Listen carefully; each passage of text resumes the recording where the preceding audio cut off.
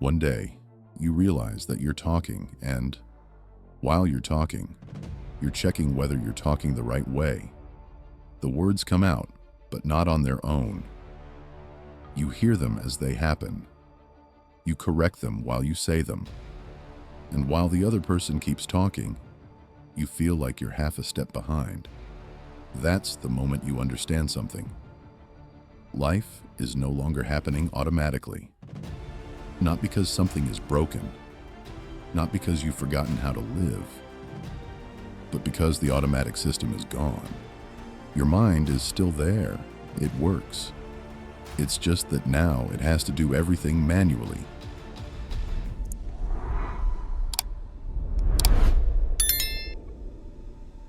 Act 1. The end of automatic mode. For most of our lives, we don't think about what we're doing. Words come on their own. Reactions are immediate. Small decisions happen without effort. You get up, you wash your face, you make coffee, you reply to a message with 2 words without having to construct those 2 words. This isn't distraction, it's efficiency. That's how the brain works. It automates everything it can. Walking, driving a familiar road, opening the right app without thinking, smiling when someone greets you. Not because these actions are trivial, but because they don't require constant attention. Then, sometimes, without a clear event, this mode stops. And it happens in the most ordinary situations. You're at the grocery store, and you feel like you have to choose every step. You're in a simple conversation, and you notice yourself monitoring the tone of your voice.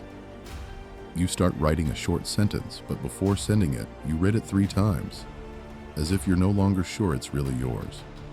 It's not obvious anxiety. It's not panic.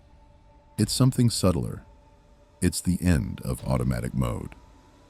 Act 2. Why the brain loves automation. The brain isn't designed to be conscious all the time. It's designed to save energy. Most of what you do every day isn't decided in real time. It's predicted, prepared, executed. This process is tied to a fundamental mechanism called predictive processing. In simple terms, the brain anticipates what's about to happen and delivers a ready-made version of reality, while quietly checking in the background whether everything matches. When it matches, you don't notice. You feel fluid, present, natural. But when it doesn't match, even slightly, the brain generates a signal, a small something's off. In neuroscience, this mismatch has a name: prediction error. It's not a logical mistake. It's a predictive one. The brain expected one thing and perceived another. This happens thousands of times a day without you noticing. The brain corrects and moves on. But under prolonged stress, mental overload, or constant self-monitoring, that signal becomes harder to ignore. And that's when you start feeling what is usually hidden: effort. Act 3. When automation breaks. Under prolonged stress, hypercontrol, or continuous mental load, something changes. The brain stops trusting its own predictions, and when it doesn't trust them, it stops automating. Every action needs confirmation. Every word is checked. Every reaction is observed while it happens. The mind no longer flows with experience. It watches it. It's as if your attention, instead of living life, moves above it to supervise. And at that point, even the smallest things become manual. You notice how you swallow, how you look at the other person, how you're sitting, how you're breathing, not because you want to, but because the automatic system has stopped masking the background noise.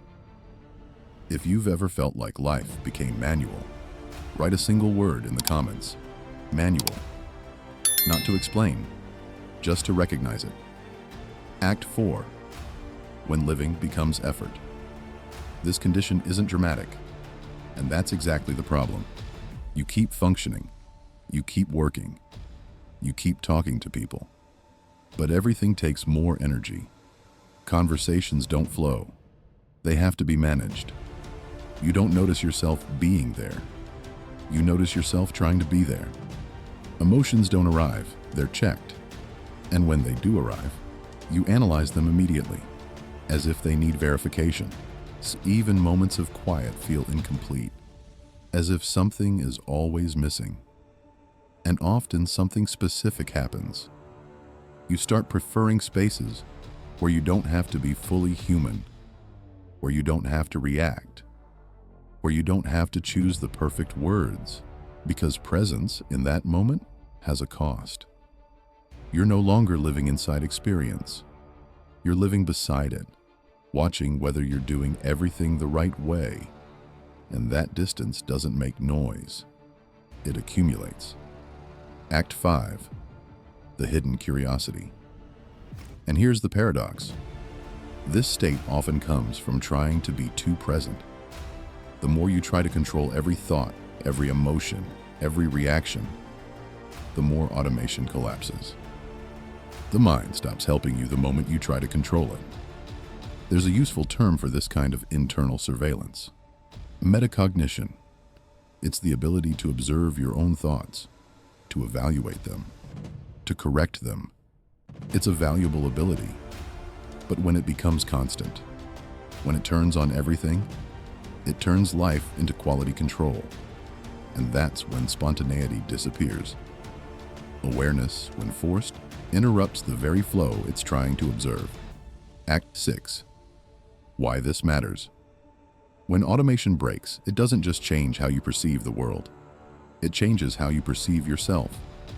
Thoughts feel distant. Actions feel less yours. Life feels less immediate. And the most unsettling part is this: it doesn't look like a visible problem. It feels like a shift in the quality of existence. As if you're living with a second layer of control placed over everything. Not because you're losing control, but because the brain has stopped helping you silently. And when it stops, and you notice it because everything feels heavier. In the next episode, we'll see what happens when this break goes even deeper. When it's no longer just action that feels forced, but even thoughts stop feeling like they belong to you. Maybe we're not always present. Maybe we're just used to when the mind does the work for us. And when it stops doing that, we notice. If you want to continue this series, subscribe to the channel and turn on notifications. And if this video gave a name to something you've experienced, leave a like. Not as support, but as a signal that these experiences deserve understanding.